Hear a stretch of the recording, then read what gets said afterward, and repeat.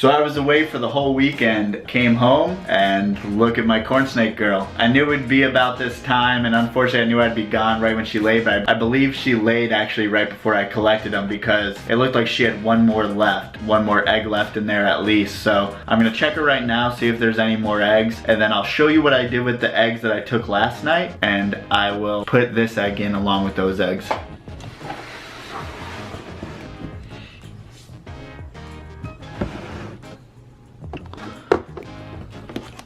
So it looks like we do have at least one more egg, and what I'm gonna do is I'm gonna take her out and I'm going to hold her the upper third of her body and then let her hang and see if I see any bulges in there, and also feel around, see if she feels skinnier or feels like she has any eggs in there. You also want to give a good look around on how her physical body looks. Last time I got a clutch from her, I was a little nervous because a lot of them had some windows in there. She laid, I believe, 16 eggs, but they did have some windows, which means just basically a clear part of the egg that didn't calcify correctly. So you can actually kind of see through the egg, more of an orangey yellowish tint to it, and it does seem to weaken the egg as far as it is more easily affected by temperature change, stuff like that. So I was a little nervous it would be similar this time, but it looks like she got about 20 healthy eggs here, but I haven't counted them. Maybe I'll try to count them in a little bit. All right, and luckily corns, I'm probably gonna try to feed her as soon as possible. She looks pretty good, her body condition. She's not, you know, she's skinnier than she was, but she's not too skinny. I'll probably try to get her eating as soon as possible. As you can see, she's gonna be a little twitchy,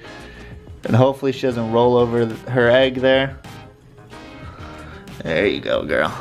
And I was afraid since there was just one left that it was going to be a slug, but it doesn't look like it is.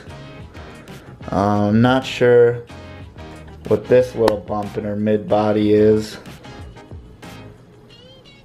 but I'll check it out.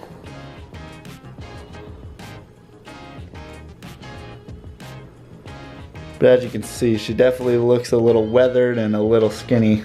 So last clutch she laid, she had quite a few slugs in there. Slugs are just infertile eggs. And this last one that didn't come out initially with the rest of the clutch, I figured it was gonna be a slug. I believe it is. You can just tell it has more of a rubbery feel, as well as has a much more yellowish color to the actual egg. You can tell it's not that weird dry leathery feeling. It's more of a moist and soft feeling. So what you do to make sure it is a slug is what you call candling. So what I'm gonna do is put a light, this is just a light from my phone, put it underneath the egg and see if it has any veins in it. If it has veins, obviously it has a chance of hatching. If it's just straight up yellow, no veins, then you know it's definitely a slug infertile egg.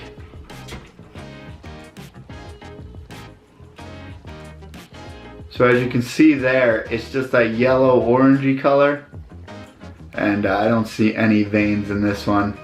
So this is most certainly a slug.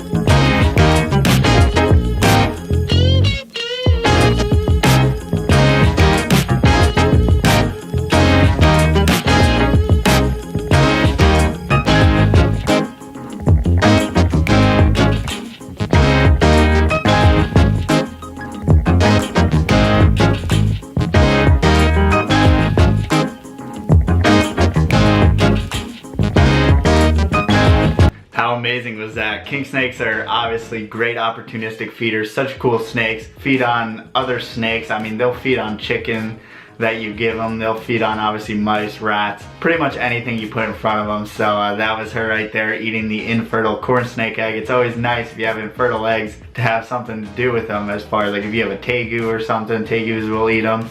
obviously the king snake will eat them, so that's really cool. So now what I'm gonna do is show you how I set up the eggs from yesterday. I wanted to set them up in a different box with some perlite. That's what I usually do, or hatchite, but I didn't really have the time to get that stuff. And then this morning I was gonna get it. Then I realized, you know, people used to do sphagnum moss a lot, and also, you know, different mediums. As long as you keep the humidity and the heat right, I think I may be able to hatch them right in this Reptile. So that's what I'm gonna try, and I'll keep an eye on them pretty close and intent to, you know, make sure everything's going right, to either add more water or take out approximately, you know, from what I see fit. What you want is humidity to be very high, but also not any water dripping on the eggs. What I did was keep the Reptile chip on top pretty dry, but I did put a lot of water on the bottom here. So the actual eggs aren't going to be getting wet, but there is gonna be water in there, and I'm gonna keep on replenishing that. So hopefully the surface of the eggs will stay dry while maintaining proper humidity in there. And let's see, let's give a count on the eggs here. So these eggs are quite a bit healthier than the last clutch that she gave us, actually. When you're using a male that's about 14 years old, you're not sure what the quality of the eggs is going to be. These are pretty decent. Some have minor windows and some dimpling. Dimpling's pretty natural. Obviously you don't want too much dimpling, but you'll see as the snakes grow, they take in that yolk and that medium that's inside the egg and drain it out pretty much as they eat. So you'll see it get more dimply as time goes on. But I just want to keep an eye on that, make sure they don't get too deflated. And if an egg looks like it's dying, you want to make sure to take it off the clump so it doesn't put too much humidity on what's next to it, as well as, you know, you don't want something rotting next to the healthy egg, so you just want to take that one out. Sometimes, you know, snake eggs, you obviously don't want to turn them. This clutch was laid perfectly all together. You can take them apart and bury them a little halfway down in your medium if you want to. I elected to keep them, and I usually elect to keep them intact as far as clumped together. It makes it easier to make sure that you don't have your eggs turning around, because the baby inside has a bubble, which is the space for them to breathe inside the egg, or else they're fully in liquid. So what you want to do is you don't want to turn them, you don't want to do anything. You want to keep them the right side up as they were laid and make sure that they don't turn around, or else your embryo will drown in there.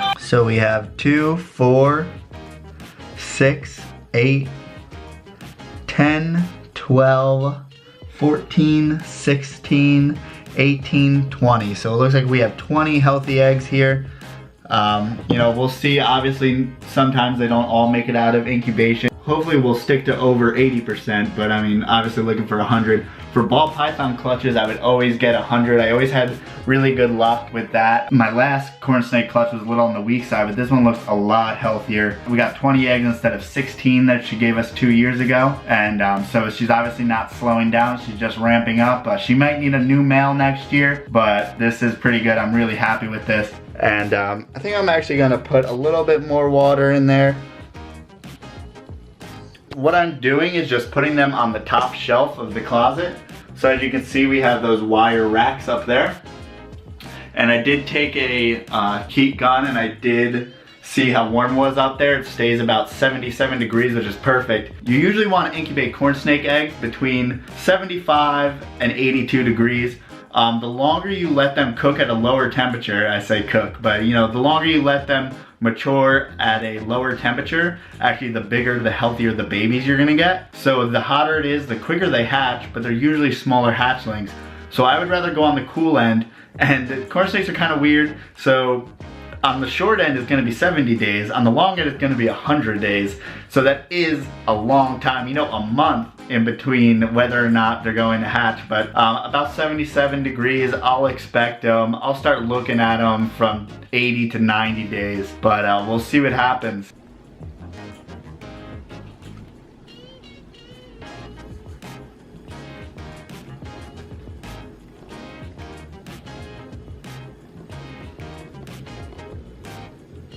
That is the nice thing about corn snakes, is that you don't always need an incubator. If you keep a room with snakes in it, at about 75 degrees and you put a little height on it, I mean, you can get a pretty ideal temperature just in your room. Unlike python eggs, corn snakes do great with jumping in temperature. They're actually not that great when you keep them at a constant temperature, because in the wild here in the United States, they're going to be at all ranges of temperature, as far as they may be anywhere from 60 to 90 degrees. So they're used to that natural fluctuation of temperature. Obviously you want to keep them pretty stable. I mean, you don't want to freeze them, you don't want to go way too hot, but you know, room temperature or above the fridge. You know, back in the day, people just incubated on top of their fridge, and it usually ends up fine, pretty easy to hatch. So yeah, I look forward to marking my calendar and keeping an eye on these guys, and I'll obviously keep you guys posted as we keep on going here. And I'm obviously gonna bring you guys along the whole way. And you wanna keep bugs and different things out of it as much as possible, but you need the eggs to breathe, because they're actually living animals that are breathing through the shell of the eggs. What you need is, I just put a small little air hole. Honestly, the eggs, usually if you're opening and checking up on them, I mean, it's gonna replenish that oxygen. It's gonna be enough for them to survive. And plus, it's not gonna do an airtight seal on a little Tupperware like this, but this little hole just gives me a little peace of mind. And it's really tiny, so it doesn't really let much get in, but it sure lets some, you know, air replenish, and some, you're not gonna get a breeze, which a breeze is gonna lower humidity, but you are going to get a little bit of airflow. Now it is time to put these guys back up, and that is where they will stay.